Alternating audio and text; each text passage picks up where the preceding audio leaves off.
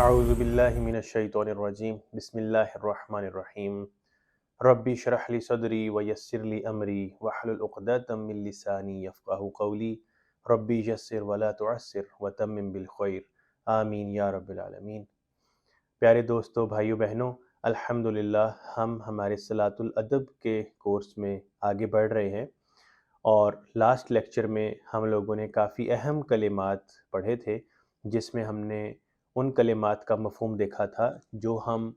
رکوع کی حالت میں اور اس کے بعد سیدھے کھڑے ہو کر اور پھر سجدہ کی حالت میں جو کلمات ادا کرتے ہیں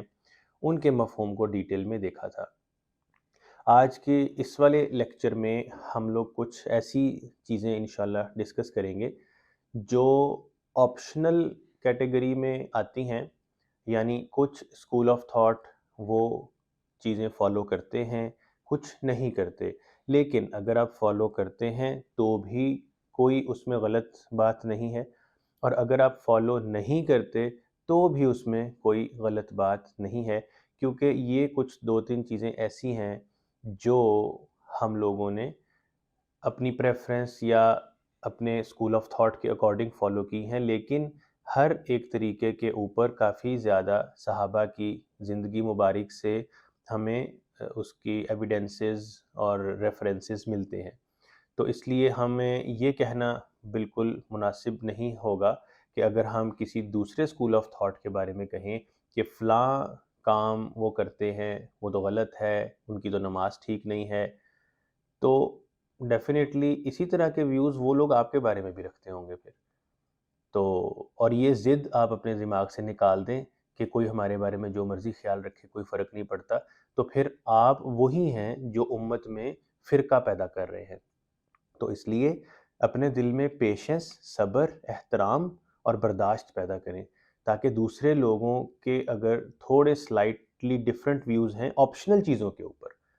تو اس کو آپ برداشت کریں تاکہ وہ آپ کے لیے بھی برداشت کا مادہ رکھیں۔ تو اس لیے ملی جلی آپ کو جو صحیح لگتا ہے آپ اسی کو فالو رکھیں۔ تو میں دوبارہ عرض کرتا چلوں کہ کچھ چیزیں نماز میں وہ فرض میں نہیں آتی،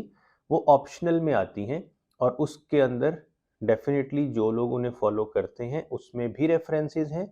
اور جو فالو نہیں کرتے اس میں بھی ریفرنسز ہیں۔ بڑے بڑے جلیل القدر اور ہائی رینکس کے درجات والے صحابہ نے بھی وہ کام کیے بھی ہیں، اور کچھ ایسے بھی بہت اعلیٰ درجے کے صحابہ ہیں جنہوں نے وہ کام نہیں بھی کیے ہیں۔ تو جس بھی اسکول آف تھاٹ نے جس بھی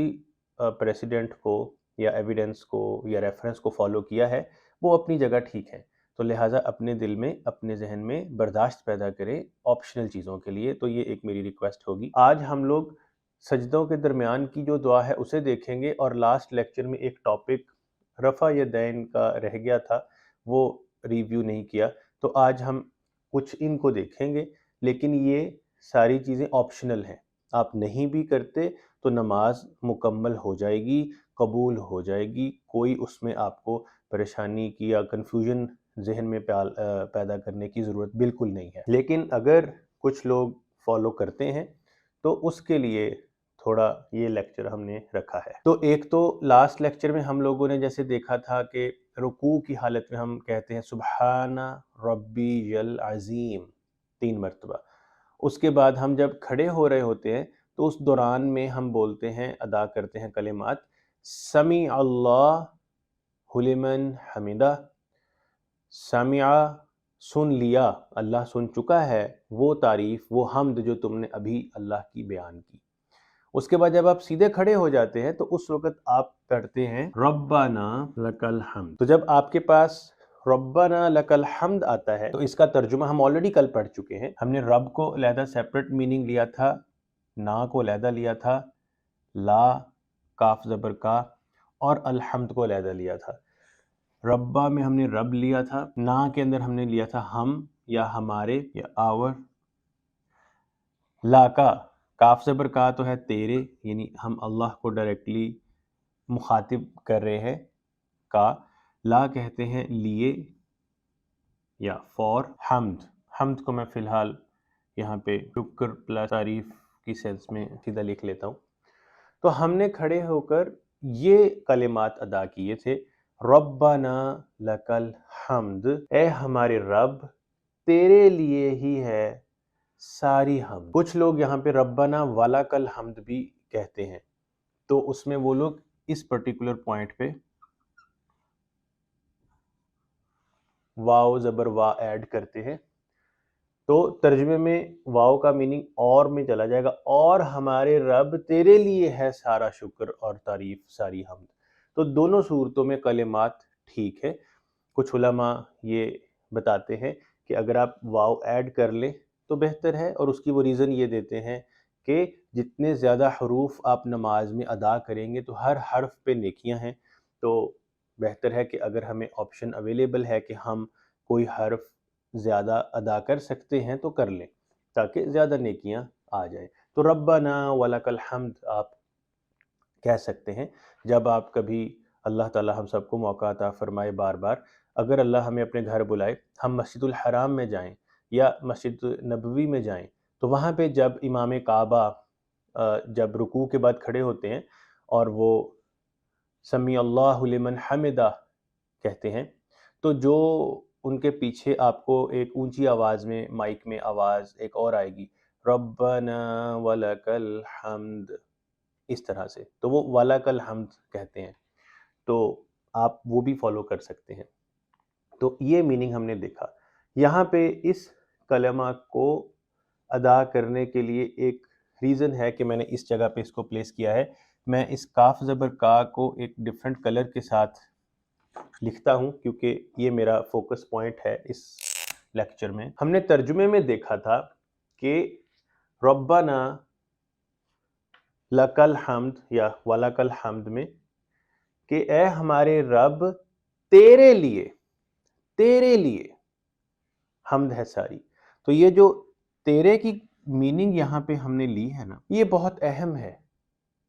اہم اس لیے ہے کیونکہ ہم نے شروع میں یہ چیز ڈسکس کی تھی اور آپ کے علم میں ہے کہ جب آپ نماز میں کھڑے ہیں تو آپ اللہ کے روبرو اس کے سامنے پیشی پہ حاضر ہیں، اللہ آپ کے سامنے ہے، آپ اللہ کو دیکھ رہے ہیں اور اللہ آپ کے دل کو دیکھ رہا ہے، اور آپ دل کے ساتھ ادا کر رہے ہیں ان کلمات کو اور نماز اپنی جو آپ کی صلات ہے اس کو، ٹھیک ہے؟ اب اس کو ایک لمحے کے لیے ایک طرف رکھیے، میں رفع یدین کی بات کرتا ہوں کہ رفع یدین کیا ہے۔ رفع یدین جو ہے اس کو تھوڑا اگر ہم بریک ڈاؤن کر کے لکھیں تو اس میں یہ رافع علیحدہ ہے، یادا علیحدہ ہے، اور عینی علیحدہ ہے، یوں آپ سمجھ لیں آسانی کے لیے۔ رافع کا مراد ہوتا ہے بلند کرنا یا اٹھانا، to raise something, to raise بلند کرنا۔ ید کہتے ہیں ہاتھ کو یا ہینڈ، اور ہم نے دیکھا ہے کہ عربی میں واحد یا سنگولر ہوتا ہے، تثنیہ یا دو کے لیے لفظ یوز ہوتا ہے، اور پھر تین یا اس سے زیادہ کو جمع یا پلورل کنسیڈر کیا جاتا ہے۔ تو دو کے لیے جو نشانی بہت زیادہ تر موسٹلی ہوتی ہے وہ ہوتی ہے آنی عینی۔ اگر اس میں سے کسی ایک ساؤنڈ پہ آپ کی اینڈنگ ہو رہی ہو آنی یا پھر عینی تو اس کا مطلب ہے دو، جیسے سورہ رحمان میں ہے وَلِمَنْ خَافَ مَقَامَ، جو وَلِمَنْ خَافَ مَقَامَ رَبِّهِ جَنَّتَان، جو اپنے رب کے سامنے کھڑا ہونے سے خوف کھا گیا، وَلِمَنْ خَافَ مَقَامَ رَبِّهِ جَنَّتَانِ، تو ہم کیونکہ آیت ختم ہو رہی ہے جنتان کر کے رکتے ہیں، لیکن وہ نون کے نیچے زیر ہے جنتانی، تو وہ آنی ہے یعنی دو جنتیں، جو اپنے رب کے سامنے کھڑا ہونے سے خوف کھا گیا اس کے لیے دو جنتیں ہیں، جنتانی۔ تو آنی اور عینی دو کے لیے یوز ہوتا ہے۔ تو یہاں پہ عینی ہے رافع یدینی، ہم ہمارے اپنے تلفظ میں یدین کہہ دیتے ہیں، یدین کوئی لفظ نہیں ہوتا، یدینی ہے، والدینی ہے، ہم اپنے اردو ہندی میں بول دیتے ہیں والدین، وہ دین کچھ نہیں ہے، دینی ہے۔ ایسے ہی رفع یدین، یدین کچھ نہیں ہے، یدینی ہے، یعنی دونوں ہاتھ، تو عینی آپ 2 ٹائمز کہہ لیں، تو دونوں ہاتھوں کو بلند کرنا، یہ میننگ ہے رفع یدین کا۔ تو رفع یدین دونوں ہاتھوں کو بلند کرنا۔ اب یہ کرنے چاہیے کہ نہیں؟ اگر کرنے چاہیے تو کب کرنے چاہیے، کس موقع پہ کرنے چاہیے، اس کے اوپر اب جیسے میں نے پہلے عرض کیا کہ ڈفرینٹ اسکول آف تھاٹس کے ڈفرینٹ اوپینینز ہیں، بٹ اٹس اوکے، آپ جس کو بھی فالو کرتے ہیں نو پرابلم، آپ کی نماز ٹھیک ہے، اس کے بارے میں آپ بالکل وری نہ کریں۔ آپ جب عمرہ پہ یا حج پہ جاتے ہیں تو وہاں پہ تو آپ کے امام بھی کر رہے ہوتے ہیں، تو اب کیا آپ کی حج اور عمرہ کی نمازیں ضائع ہو گئیں کہ جی ان کی تو نماز ہی غلط ہے؟ تو اس ہلاکت اور جہالت کی طرف نہیں جائیے اور اپنے آپ کو ایزی گوئنگ رکھے۔ اب مقصد میرا کہنے کا یہ تھا کہ رفع یدین کا میں نے آپ کو مطلب بتا دیا۔ اب اگر آپ کو اللہ نے توفیق عطا فرمائی ہو کہ آپ کبھی عمرہ پہ یا حج پہ گئے ہوں، اور اب جب آپ اپنے عمرہ کا طواف کرتے ہیں خانہ کعبہ کا، تو اس کے اندر جو حجر اسود ہے، جب آپ اس کے بالکل سامنے پہنچتے ہیں اپنے ہر چکر سے پہلے شروع کرتے وقت، تو اب آپ کیونکہ حجر اسود کو جا کے بوسہ تو نہیں دے سکتے رش کی وجہ سے، تو اب آپ کیا کرتے ہیں، آپ دور سے حجر اسود کا استلام کرتے ہیں۔ استلام کیسے کرتے ہیں؟ استلام میں آپ اپنے دونوں ہاتھوں کو حجر اسود کی طرف اشارہ کرتے ہیں اور پھر اس کے بعد انہیں چوم لیتے ہیں، تو وہ اشارتاً چوم لیا یعنی استلام ہو گیا، تو وہ کنسیڈر ہو جاتا ہے ایکول ٹو کہ آپ نے حجر اسود کا بوسہ لے لیا، جو ہر طواف کا جو چکر ہے اس کے شروع میں آپ کرتے ہیں۔ تو اسلام میں بھی اشارہ کرنے کا ایک خاص طریقہ ہے، ہر کلچر میں ہر حساب سے لوگوں کا اپنا طریقہ ہے۔ جیسے ہم نے اگر کسی کو کسی چیز کی طرف اشارہ کرنا ہو یا کسی کو کہنا ہو کہ تم ادھر آؤ، تو تم کی سینس میں ہم سنگل انگلی کے ساتھ اشارہ کرتے ہیں یا ایسے ہاتھ سے اشارہ کرتے ہیں کہ تمہاری بات ہو رہی ہے۔ لیکن جب آپ اللہ کے حضور پیش ہیں یا اسلام کے اندر، اشارہ کرنے کا طریقہ ہے ایسے، آپ اپنی ہتھیلیوں کا رخ اس طرف کو کرتے ہیں جس طرف اشارہ کر رہے ہوتے ہیں۔ تو جب آپ حجر اسود کا استلام کرتے ہیں تو حجر اسود کی طرف ایسے ہتھیلیوں کا رخ سیدھا کر کے تو اشارہ کرتے ہیں کہ اس حجر اسود کی طرف میرا اشارہ ہے، اور پھر آپ اس کو چومتے ہیں کہ میں نے اس کی طرف اشارہ کر کے یا اسے ہاتھ لگا کے، اشارتاً ہاتھ لگا کے چوم لیا، تو وہ اشارہ کرنے کے لیے آتا ہے۔ اور انگلی کے ساتھ بھی آتا ہے، دونوں طرح سے ہے، کیونکہ جب آپ اتحیات کی پوزیشن میں بیٹھتے ہیں تو پھر آپ انگلی سے اشارہ کرتے ہیں اشہد ان لا الہ الا اللہ، ایک انگلی سے، یہ بھی ہے، یا ہاتھوں کی ہتھیلی سے۔ اچھا، اب ہم آتے ہیں اس جگہ۔ اب آپ جب سیدھا کھڑے ہیں اور آپ جب یہ کہتے ہیں ربنا لک الحمد، اور کا مطلب ہم نے دیکھا کہ ہم اللہ کو ڈائریکٹلی ایڈریس کر رہے ہیں کہ اے اللہ تو، یا اے اللہ تیرے لیے۔ تو اب جب آپ اس کانسیپٹ کو اس کے ساتھ کنیکٹ کرتے ہیں تو یہ ہے رفع یدینی، یعنی جب آپ سیدھا کھڑے ہیں اور اللہ آپ کے سامنے ہے، آپ اللہ کے سامنے پیش ہیں، اب آپ اللہ کی طرف اشارہ کر کے اللہ سے کہتے ہیں کہ اے ہمارے رب، تیرے لیے ہے ساری حمد۔ تو جب آپ رکوع سے کھڑے ہیں، سمیع اللہ لمن حمدہ ربنا لک الحمد، یہ کا جو ہے نا، کا کے اوپر آپ کا اصل میں یہ اشارہ ہے۔ وہ ایسے ڈھیلے ہاتھ سے کر کے تو چھوڑ دیتے ہیں، وہ بھی مناسب نہیں ہے۔ صحیح طرح پراپر کرنا ہے تو پھر پراپرلی کریں، ایسے آدھے ہاتھ اٹھا کے ایسے ڈیڈ ہینڈز کے ساتھ کر رہے ہیں تو لائک بڑی وہ ڈیڈ سی ایک ایکٹیویٹی آپ پرفارم کریں۔ یہ دل میں لے کے آئیں کہ آپ اللہ کی طرف اشارہ کر رہے ہیں کہ اے اللہ، تیرے لیے ہے ساری تعریف، اے ہمارے رب۔ تو وہ کا کے اوپر فوکس ہوتا ہے جب آپ رفع یدین کرتے ہیں۔ تو یہ ڈیٹیل اور کانسیپٹ ان کے لیے ہے جو رفع یدین کرتے ہیں،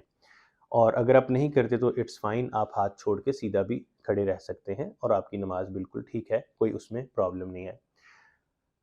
تو یہاں تک امپورٹنٹ ہے۔ اب کہ رفع یدین اگر آپ کرتے ہیں تو وہ کب کرنا چاہیے؟ تو اس کے اندر ٹوٹل نماز میں جو حدیث میں آتا ہے 4 مقامات پہ آپ رفع یدین کرتے ہیں پوری نماز میں۔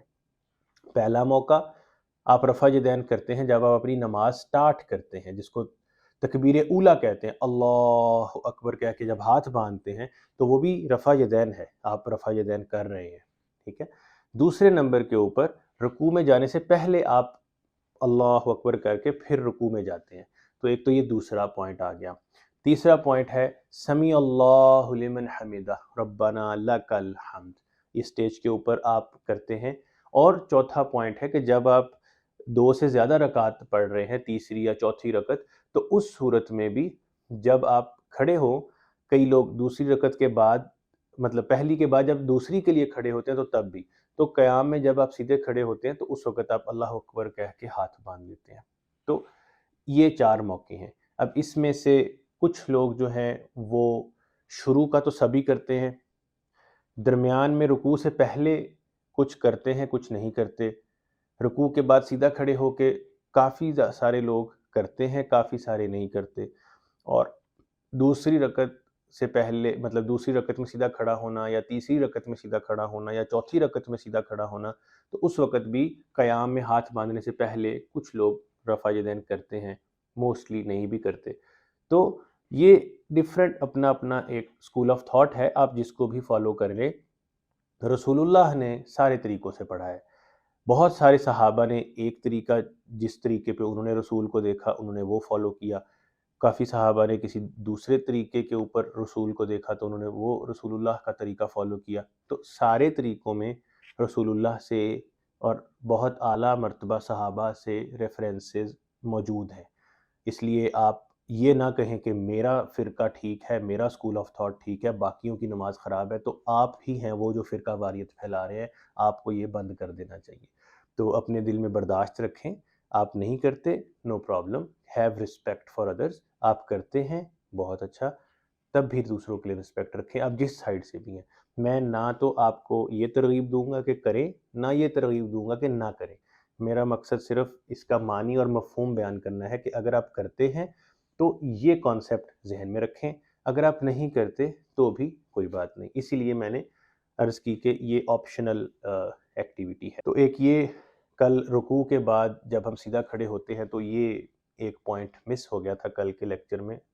تو ابھی ہم آگے انشاءاللہ یہاں سے آگے چلتے ہیں۔ تو اب ہم ہمارا ٹاپک جو سٹارٹ کر رہے ہیں وہ ہے کہ جب سجدوں کے درمیان میں آپ دعا مانگتے ہیں تو اس کے لیے سجدوں کے درمیان کی دعا، اب اس میں ہم نے لاسٹ بھی بات کی تھی کہ سجدے میں تو آپ پڑھتے ہیں سبحان ربی الاعلیٰ، اور ہمارے کئی علماء کہتے ہیں کہ سجدوں میں اللہ سے مانگا کرو، سبھی کہتے ہیں، تو سجدوں میں کب مانگیں پھر؟ کیونکہ سجدے کی حالت میں جب ہم نے ماتھا زمین پہ، ناک زمین پہ لگائی ہوئی ہے، اور اس حالت میں تو ہم لوگ سبحان ربی الاعلیٰ ادا کر رہے ہوتے ہیں، تو پھر دعا کب مانگیں؟ تو دعا سجدوں کے درمیان میں جب آپ بیٹھتے ہیں تو اس موقع پہ مانگتے ہیں، اور رسول اللہ صلی اللہ علیہ وآلہ وسلم ان کے بارے میں صحابہ سے روایات موجود ہیں کہ وہ جتنا وقت رکوع میں لگاتے تھے اتنا وقت سیدھا کھڑے ہو کے لگاتے تھے، اتنا وقت سجدے میں لگاتے تھے، تقریباً اتنا ہی وقت بیٹھتے تھے، پھر اتنا ہی وقت دوسرے سجدے میں لگاتے تھے۔ تو یہ ایک چیز جو ہے وہ رسول اللہ صلی اللہ علیہ وآلہ وسلم کا جو طریقہ نماز ہے، طریقہ صلاۃ، وہاں سے ثابت ہے۔ تو اس لیے سبحان ربی العظیم 3 دفعہ کہنے پہ جو وقت لگتا ہے، تو جب آپ سیدھے کھڑے ہوں ربنا ولک الحمد، تو آپ اتنا ٹائم کھڑے ہوں تحمل سے، آرام سے، کوئی جلد بازی نہیں کہ مجھے فٹافٹ سجدے میں جانا ہے۔ سجدے میں جائیں، 3 دفعہ سبحان ربی الاعلیٰ ادا کیا، تو اس کے بعد جب آپ بیٹھتے ہیں 2 سجدوں کے درمیان تو اتنی دیر بیٹھیں سکون سے، دعا نہیں بھی مانگ رہے، خاموشی سے بیٹھنا ہے تو بھی بیٹھیں، تھوڑا آرام سے سجدوں کے درمیان میں وقفہ ڈالیں، تھوڑا بیٹھیں، پھر دوسرے سجدے میں آپ جائیں تو پھر اتنی دیر وقفہ رکھیں، تو ٹھہر ٹھہر کے آرام سے آپ کو نماز ادا کرنی چاہیے۔ تو اب ہم دعا کی طرف آتے ہیں۔ یہاں پہ میں نے آپ کے سامنے ٹوٹل 7 چیزیں رکھی ہیں، تو اس میں ایک کلیریفیکیشن کر دوں کہ رسول اللہ صلی اللہ علیہ وآلہ وسلم کی مختلف احادیث ہیں جن میں کہ سجدوں کے درمیان کی دعائیں موجود ہیں۔ ان کی کچھ احادیث میں کچھ 2 3 4 ہیں، کچھ میں کچھ 2 3 4 ہیں، تو یہ شفل ہوئی ہیں۔ تو میں نے ان چند احادیث کو یکجا کر کے جو بھی حضور نے مانگا ہے وہ میں نے اکٹھا کر کے یہاں پہ لکھ دیا ہے۔ تو اس لیے یہ 7 ٹوٹل چیزیں ہیں جو مختلف احادیث سے کلیکٹ کر کے کامن آئٹمز کو ون ٹائم کنسیڈر کر کے تو ایک کنسولیڈیٹڈ میں نے مختلف احادیث کو جوڑ کر اکٹھا کر کے تو یہ کی ہے۔ لیکن اگر آپ ایگزیکٹ حدیث پہ بھی جانا چاہیں کہ حدیث میں اگر 2 چیزیں مانگی ہیں یا 3 مانگی ہیں تو وہی 3 مجھے کرنی ہے تو آپ وہ کر لیں تو مسئلہ نہیں، لیکن یہ ساری چیزیں مختلف احادیث میں سے ہی ثابت ہیں، اور یہ ساری کی ساری چیزوں کے ہم سب مخلوق سوالی ہیں، اللہ سے مانگنے والے ہیں، یہ سب چیزیں ہی ہمیں چاہیے۔ تو معنی کی طرف آتے ہیں، اللہم اے اللہ، او اللہ، اغفر لی، اس میں آپ کو لام زیر لی، پہلی بات تو سمپل میننگ لے لیں کہ جو یا لگی ہوئی ہے یا نون یا زیر نہیں لگی ہوئی ہے باقی ساروں میں، اس کا میننگ ایک طرف ہم لے لیتے ہیں، یا نون یا زیر نہیں، اس کا میننگ ہے آئی یا مائے یا میں یا مجھے، ٹھیک ہے، اس سینس میں یہ میننگ آئے گا۔ اور واو زبر وا سب سے پہلے شروع میں لگی ہوئی ہے پہلے کے بعد، یعنی اے اللہ مجھے یہ عطا کر اور یہ عطا کر اور یہ عطا کر اور یہ عطا کر، اس طرح یہ اور کی سینس میں آ رہا ہے، تو اس کو بھی یہیں پہ لکھ لیتے ہیں۔ واو کا مطلب اور یا اینڈ، اس میننگ میں آئے گا۔ تو اب ہم اس کے ترجمہ کی طرف آتے ہیں۔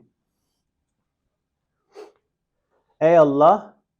میرے لیے، لام زیر لیے، فار می، غفرا، اغفر، میری مغفرت کر لے، ٹھیک ہے، تو اس کے لیے ہم نے پڑھا تھا روٹ ورڈ غفرا، ٹھیک ہے۔ غفرا کا مطلب ہم نے پڑھا تھا، اس کا مطلب یہ ہے جو ہم نے وضو کے درمیان کی دعا کا جو لیکچر ہم نے پڑھا تھا اس میں پڑھا تھا، اللہم اغفر لی ذنبی، اے میرے اللہ میرے سارے گناہوں کے اوپر مغفرت کر لے، غفرہ کر لے۔ تو غفرہ کا ہم نے معنی پڑھا تھا کہ جیسے ایک شہد کی مکھیاں، ہنی بی، ان کا چھتا ہے، اور جب ایک چھتے میں سے شہد نکالنے والا آدمی وہ شہد نکالنے کے لیے اس چھتے کو آگ کا دھواں دیتا ہے تاکہ اس دھوئیں سے مکھیاں اڑ جائیں، تو جو باقی چھتا، جس کو کئی زبانوں لوکل لینگویج میں مخیل بھی کہتے ہیں، ڈیفرنٹ نام ہوں گے آپ کے کلچر میں، تو وہ جو باقی کا وہ جو چھتا ہے اس کے اوپر وہ کپڑا ڈال دیتا ہے، اور اس کپڑے کو ململ کا یا کوئی پتلا کپڑا اس کو ڈال کے اس کپڑے کو پھر پریس کر کے تو نچوڑ کے شہد نکالتا ہے، اس طرح سے شہد نچوڑ کے نکالا جاتا ہے۔ تو اس کے اندر جیسے اس نے اس شہد کی مکھیوں کے چھتے کو ڈھانپ لیا ہے پوری طرح، اس طرح کے مکمل ڈھانپ لینے کو غفرہ کہتے ہیں۔ تو اے اللہ میرے سارے گناہوں پہ تو مکمل طرح سے پردہ ڈال دے، تو یہ یہاں پہ ہم اللہ سے مانگ رہے ہیں، ٹھیک ہے۔ یہاں پہ ہم اس کو ڈھانپنا کی سینس میں لے سکتے ہیں۔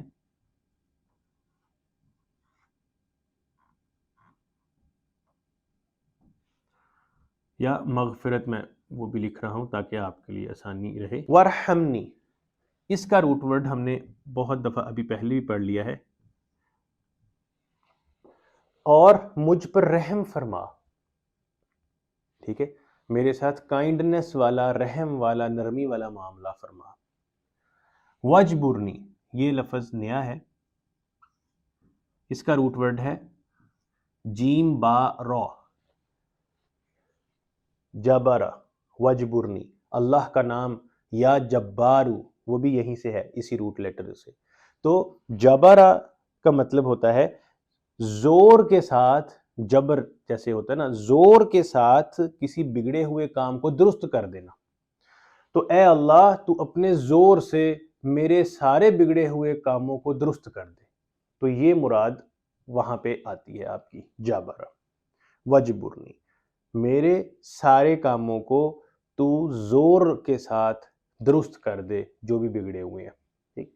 ورفعنی،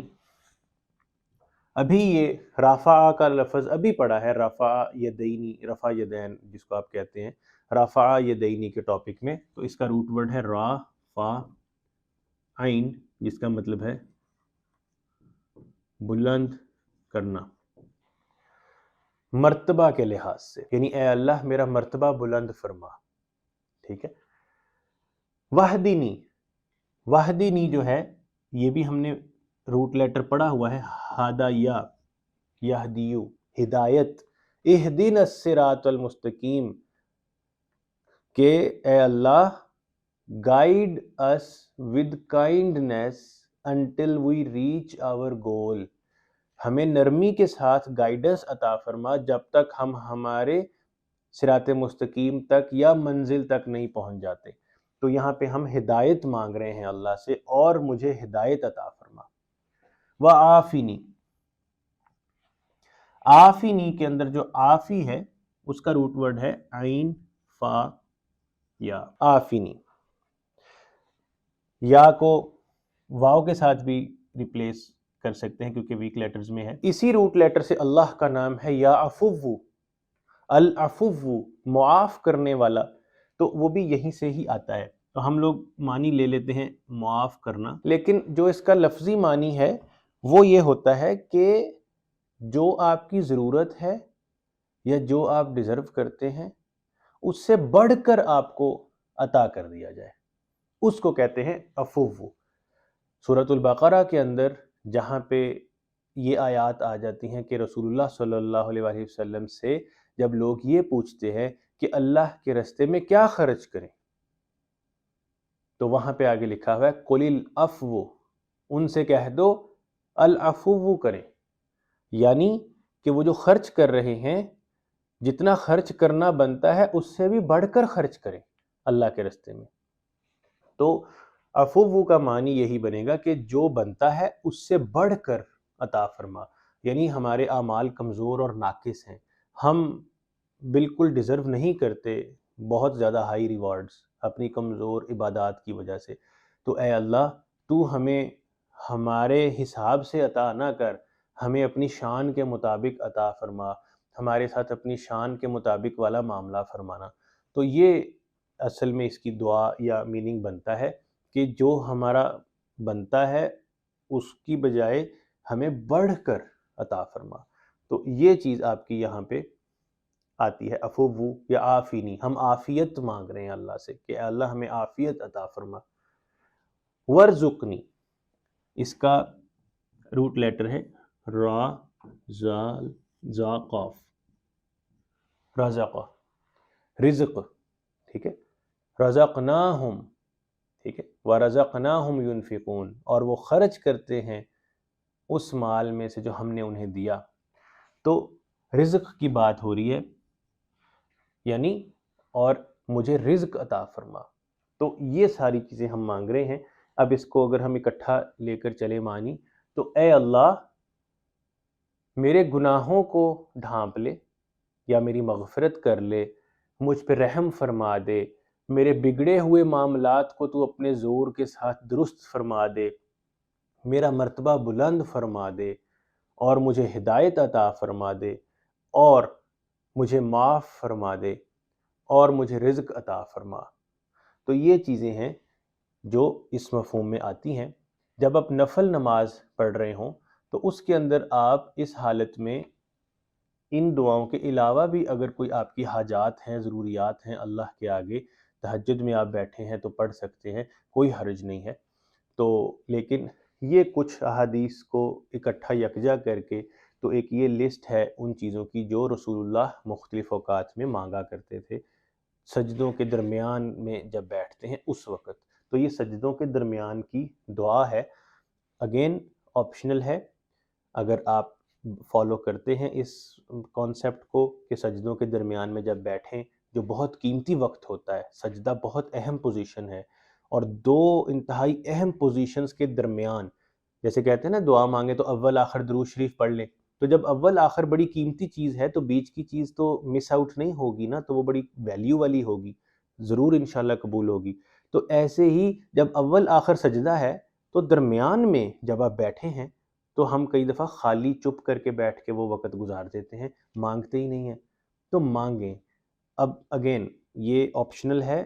آپ کو اگر صحیح لگتا ہے تو آپ مانگیں، اگر آپ کو لگتا ہے خاموشی ہی بہتر ہے تو آپ کی وہ اپنی چوائس ہے۔ دونوں صورتوں میں آپ کی نماز ضائع نہیں ہے، آپ کی نماز مکمل ہے، اس کی کوئی مینڈیٹوری انگریڈینٹ یا ضروری عمل نماز کا مس نہیں ہے۔ تو اس لیے مانگنے یا نہ مانگنے دونوں صورتوں کے اندر آپ کی نماز مکمل ہے، تو آپ اس لیے اس کو آپشنل کنسیڈر کریے، لیکن میرا مقصد آپ کو اس خاص لمحے کی اہمیت بتانا ضرور ہے۔ تو اللہ تعالیٰ ہمیں عمل کی توفیق عطا فرمائیں اور ان چیزوں کو سمجھنے کی اور عمل کی توفیق دیں، ہمارے لیے آسانی فرمائیں انشاءاللہ، اور تاکہ ہماری نمازوں میں کوالٹی بہتر ہو۔ نماز کے ذریعے سے اللہ سے مدد مانگیں، نماز میں مدد مانگیں اللہ سے، جو آپ کی ضروریات ہیں وہ اللہ سے مانگیں انشاءاللہ۔ اللہ تعالیٰ ہماری دعاؤں کو قبول فرمائے، ہماری نمازوں کو انشاءاللہ امپروو فرمائے۔ وما علینا الا البلاغ المبین۔ السلام علیکم ورحمۃ اللہ وبرکاتہ۔